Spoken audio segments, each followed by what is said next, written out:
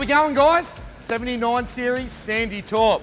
Now, I posted up a picture of this thing on Facebook a little while ago, and we got a lot of comments come through. People wanted to see this truck. Now, we've built a lot of 79s over the years, and we're getting pretty good at it. But this one in Sandy Taupe, to be honest with you, after I saw this, I've ordered one for myself. I'm going to build a 79 series Sandy Taupe for Patriot Campers as a display vehicle. This is a pretty basic Supertourer build. It's got a few of the good options, the stuff that I would personally put on my truck, and this is one of the cleanest builds that I think that we've done so far without going overboard. It's got everything that Adam needs, but nothing that he doesn't. Come with me and I'll give you a walk around. So we start off with a brand new 2018 79 series GXL. Now the GXL's got the factory electronic front and rear lockers. That's the reason that we go with it. You obviously get power windows as well and a few other bits and pieces.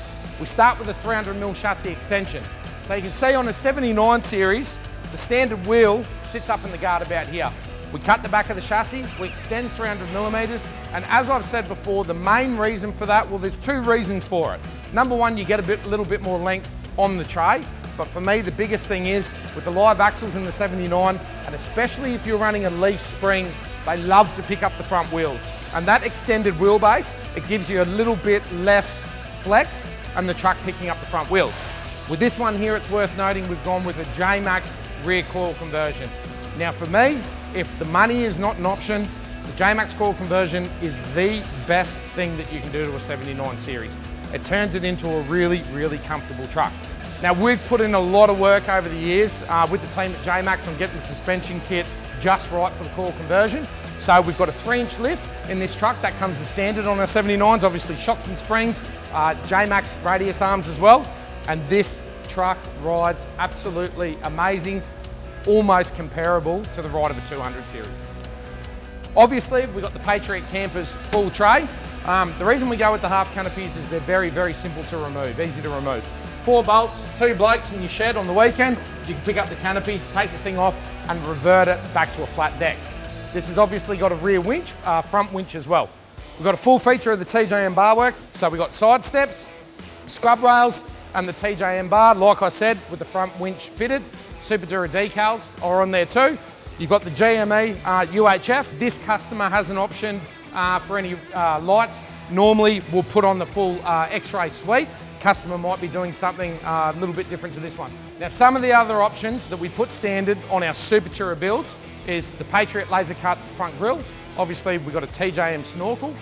This truck has also got a big capacity Brown Davis fuel tank in it, which for me is another one of those must-have items. You can never ever carry too much diesel, as far as I'm concerned, when you're touring. And inside we've got a HEMA HX1. We've got sand grabber floor mats in there too.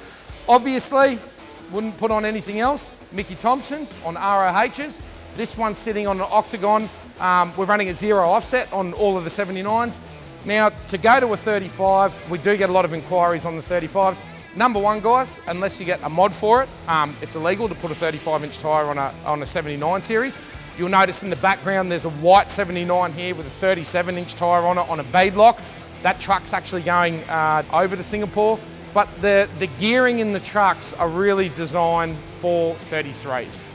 With the 79, you go and put a 35 or a 37-inch tyre on without putting portal axles or without changing your diff ratios like I've done in the black truck. They really are horrible to drive. They rob a lot of power down low, and especially if you don't get the boys at GSL to work their magic and put the power into the truck. So that's a bit of a quick walk around. The customer's picking this truck up in a couple of hours. I thought it was a great opportunity to do a video. Sandy Taupe dual cab 79, one of my favourite builds so far, by far.